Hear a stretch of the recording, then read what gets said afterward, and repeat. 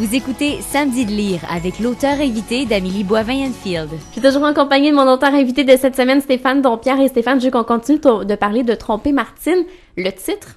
Oui. Pourquoi Tromper Martine? Écoute, c'est drôle, c'est un des rares titres que j'avais depuis le début du roman. D'habitude, pour moi, le titre, c'est toujours un argument de vente. T'sais, pour moi, j'y réfléchis beaucoup au moment où le manuscrit est terminé puis ça devient un livre. Donc, avec un visuel, avec combien on va le vendre, c'est quoi le format, tout ça. Mais dans le cas de Tromper Martine, curieusement, j'avais le titre dès le début et pour moi, c'était un peu... c'est tout l'angle et toute la couleur du roman vient de là. Tu sais, c'est... le personnage féminin dans ce roman-là est assez développé et très important, en fait. Elle va beaucoup s'émanciper dans l'ouvrage. Elle s'émancipe beaucoup plus que lui, tu sais. Donc, il y a quelque chose là-dedans, c'est... Si Martine n'existait pas dans ce roman-là, le roman serait... il manquerait une couleur très, très importante parce que c'est le contraste de lui dans ses questionnements versus elle qui est dans l'action. Donc, il y a quelque chose de très intéressant que lui se demande, les gestes qu'il devrait poser, il est tout le temps en conflit, c'est très complexe dans sa tête, tandis qu'elle dit « Hey, moi aussi, je vais en profiter de ces 2 mois-là pour faire des choses. » Donc, elle s'inscrit au roller derby, elle change de coupe de cheveux, elle change de vêtements, tu sais, elle se fait tatouer, comme... Elle change, tandis que lui est un peu dans l'immobilité, qu'il y a de la misère à se défaire de ça. Tu sais. Donc, c'est vraiment le contraste entre l'immobilité et versus le mouvement. Et Tromper Martine, je trouvais qu'il était... c'est comme si ça résume une quête, en fait, du personnage, qui est pas nécessairement tout à fait sa quête non plus. Bon, c'est plus nuancé que ça dans le roman. Mais c'est aussi un titre qui fait réagir. Et pour moi, c'est beaucoup. Ça. C'est toujours... Pour moi, le titre, c'est quelque chose, quand tu vas en librairie puis tu as 100 000 livres à regarder, celui que tu vas prendre dans tes mains, ça y prend un titre intriguant ou accrocheur ou quelque chose. Je me suis aperçu, tu sais, d'essayer de trouver un titre qui résume bien le livre puis qui a beaucoup de signifiants. Ça n'a pas beaucoup d'importance dans la mesure où le titre sert à prendre le livre dans tes mains puis tu sais, c'est quoi ça, tu sais. Puis rendu là, tu lis le résumé sur l'arrière de la couverture, puis tu décides de si tu l'achètes ou tu l'achètes pas. Tu sais. Donc, pour moi, c'est vraiment ça. Le titre est un argument de vente, en fait, au départ. Et dans le roman, Martine essaie d'écrire une lettre à Nicolas, mais elle a beaucoup de difficultés, elle est un peu maladroite. Oui. Donc, c'est un couple qui a de la misère à communiquer, mais que ça paraît pas de l'extérieur, tu sais. Puis je trouve que c'est beaucoup ça, tu sais. Moi, il y a des gens qui m'appellent un moment donné pour dire, bon, ben, on n'est plus ensemble. Puis je fais comme, what? Il y a beaucoup de gens que tu dis, ce couple-là va exploser un jour ou l'autre, mais il y en a d'autres que tu vois absolument pas, et eux, c'est un peu ça. C'est, en apparence, tout va bien, mais c'est des petits problèmes de communication qui deviennent plus grands. Puis tu t'aperçois dans le fond qu'elle a les mêmes besoins que lui, mais les deux savent pas comment se le dire. T'sais. S'ils savaient comment se le dire, probablement que cette histoire-là aurait été réglée en 10 pages. Mais c'est leur difficulté à communiquer qui fait que ça devient un roman de 200 pages. En fait. Et dans l'ouvrage, tu parles aussi de la tentation des réseaux sociaux. Depuis l'arrivée des réseaux sociaux, ça a compliqué souvent les relations de couple parce que la tentation de retrouver nos anciens amours est facile. Ouais.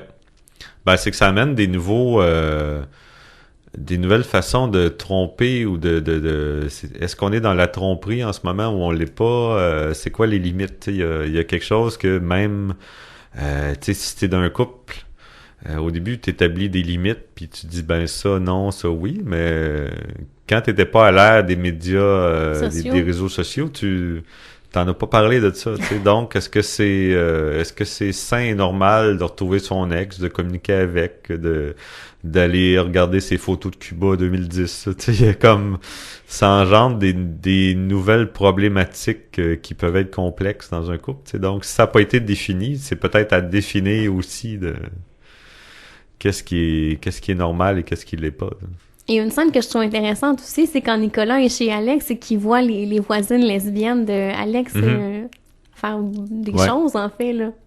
Ben, tu sais, ça, c'est une symbolique. Je me suis amusé beaucoup avec cette scène-là et c'est une symbolique, tu sais, il est derrière une vitre, là. Il voit vraiment les voisines et pour moi, il voit du plaisir sexuel alors que lui est comme là, il y en a pas, tu sais. Donc, il y avait une grosse symbolique là-dedans, d'autant plus que, bon, on peut pas révéler trop de choses, mais Martine avec sa gang de roller derby a peut-être un œil sur les filles plus que son chum s'imaginait. Donc, il y a quelque chose là-dedans. Il y a une espèce de miroir entre ce que lui regarde et ce qu'elle vit aussi. Là. Et ça a pris combien de temps à écrire cet ouvrage-là? Parce que je sais que t'es le genre d'auteur qui prend beaucoup de temps et on le sent que chacun des mots est pesé, chacune des phrases est pensée. Oui. Écoute, ça a été relativement court. D'habitude, moi, ce genre de roman-là, ça me prend 3 ans et demi. Celui-là m'a pris 2 ans. Mais il faut dire que j'avais 250 pages de notes. Donc, j'avais déjà beaucoup de matériel d'accumuler parce que dès ma levée, j'avais compris que ça deviendrait une trilogie, tout ça.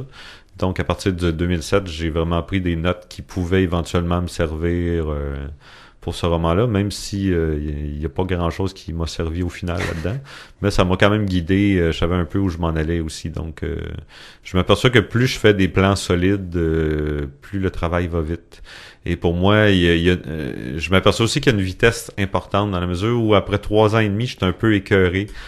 Quand vient le temps de faire les corrections éditoriales, les corrections orthographiques, je suis écœuré. Je suis tanné de lire et relire mon roman.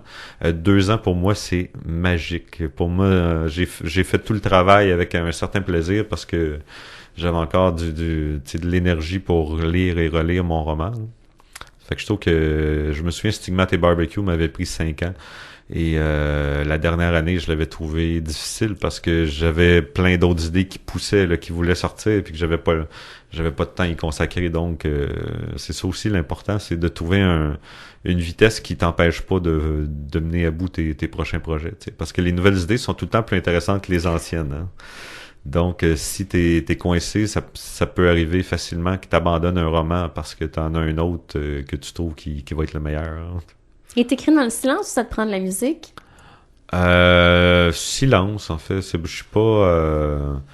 Il y a une grande musicalité dans ce que j'écris, donc faut que je l'entende, cette musique-là. Tu sais, s'il y a de la musique qui joue par-dessus, on dirait que je la perds, donc pour moi, c'est important qu'il y ait de la musique dans mon texte, donc ça prend du silence autour. Là.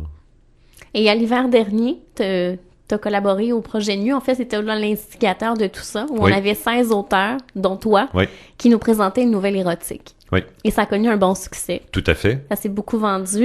Et c'était des auteurs vraiment totalement différents les uns des autres, dans des genres différents. Patrick Sénécal qui nous a présenté une nouvelle érotique. Moi, j'étais complètement surprise de voir la chose.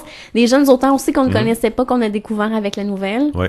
Ben, dans le cas de Nu, c'est ça, j'étais directeur littéraire, donc c'est moi qui dirigeais le projet, qui travaillait les textes avec Myriam Caron-Belzile, avec qui je fais mes romans, qui est éditrice chez Québec Amérique. Au départ, le premier, en fait, Nu, c'était des amis au départ, donc c'était nécessairement disparate. Je pense qu'au départ, un recueil est nécessairement disparate dans la mesure où tu peux pas trouver 15-16 auteurs qui sont tous dans la même lignée au Québec. Donc le deuxième, Travaux manuels, c'est un peu la même chose aussi. On est des gens d'un peu tous les horizons. Puis pour moi, le lien, évidemment, c'est l'érotisme, mais c'est aussi, on essaie de faire un bon ce qu'on appelle un setlist dans la musique, de faire un bon spectacle. En fait, on le montre comme un spectacle rock dans la mesure où il faut commencer avec quelque chose qui frappe, faut avoir les ballades pas tous au même endroit, faut bien finir la chose. Donc le côté disparate est un peu désamorcé dans la mesure où par l'enchaînement qu'on essaie de trouver les liens logiques entre les nouvelles. Donc. Est-ce qu'on peut savoir quelques auteurs qu'on pourra lire en 2016? J'ai même la liste ici pour être sûr parce que j'oublie tout le temps. Ben écoute, je n'aimerais pas les 16, mais on a Caroline Allard qui va être là. Sarah Maud Beauchesne qui fait déjà de la littérature érotique. Slush, c'est quoi le titre là? Cœur de Slush. Cœur de Slush, mais qui a aussi un blog qui s'appelle Les Fourchettes. Oui, c'est vrai. On va avoir Maxime-Olivier Moutier. Alexandre Soublière, tu vois, dans Côté disparate, on a Isabelle Laflèche, qui est à milieu d'Alexandre Soublière. Écoute, Stéphanie Boulay qui fait son apparition aussi. Et Mathieu Anfield, dont je vais parler sûrement tout à l'heure, de son merveilleux roman.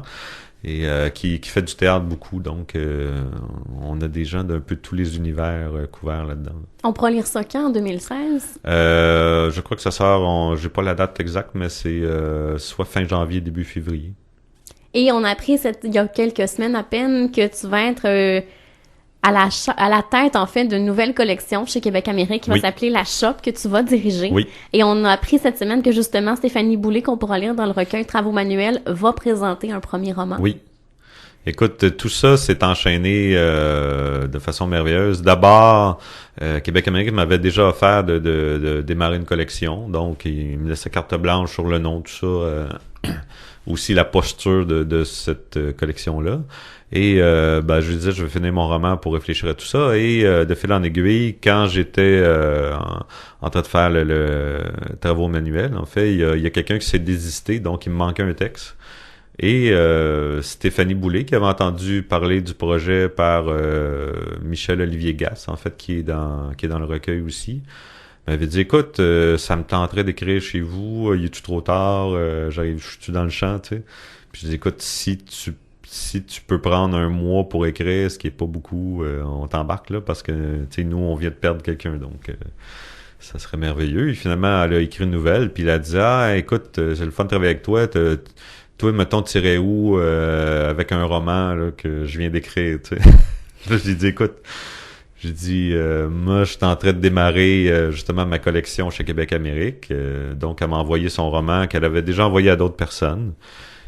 Et écoute, on s'est rencontrés pour le travail de sa nouvelle. On s'est super bien entendu. J'ai expliqué, moi, ce que je voyais dans son roman, comment on pourrait le pousser un peu plus loin.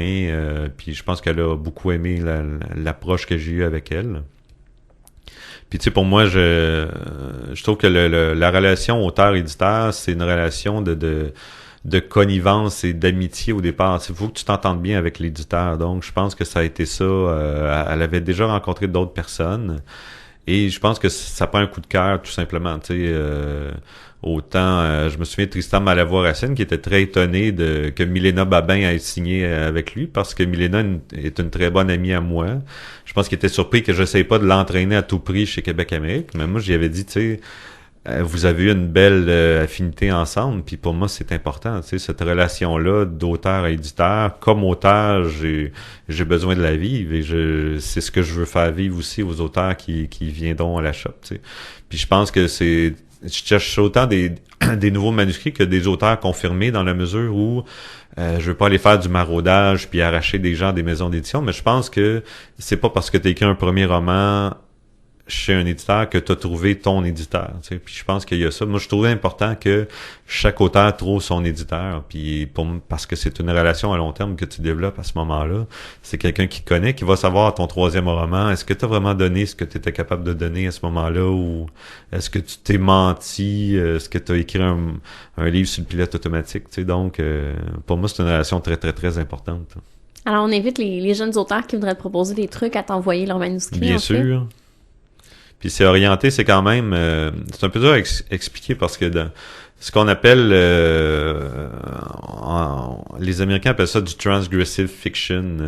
Si on va dans la lignée de Chuck Palahniuk, Bret Easton Ellis, c'est des romans qui sont un peu... qui vont... on appelle ça chercher le trouble... dans ma collection, je dis on cherche le trouble, mais c'est des romans, tu sais, avec des images fortes qui sont pas, on cherche pas du trash comme plusieurs peuvent le penser, parce que pour moi du trash c'est des ordures, c'est quelque chose qui souvent l'écrivain joue à sexe, drogue et rock'n'roll et pense que les romans s'écrivent dans une nuit d'ivresse. C'est pas ça du tout. On cherche quand même des trucs avec une belle construction dramaturgique, mais quand même avec des images troublantes, avec des histoires dérangeantes. Donc, c'est quelque chose, c'est pas pour choquer non plus, là. Faut vraiment... on cherche une bonne nuance entre quelqu'un qui sait raconter les choses, mais qui a un beau sujet dans les mains aussi. Si tu me permets, Stéphane, on s'arrête et on retourne, on parle du livre de Matthew Enfield. Bien sûr.